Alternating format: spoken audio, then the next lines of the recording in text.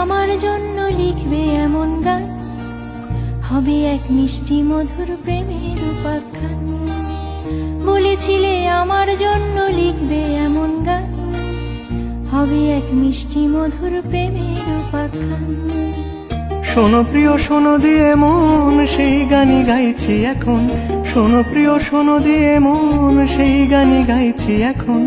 এখনই গানের ভাষায় স্বপ্ন আশা তোমায় শোনাতে চাই। বলো শুনতে চাই, কিন্তু তারপরে আর গানের কথা মনে নাই। হায় হায়, তারপরে আর গানের কথা মনে নাই।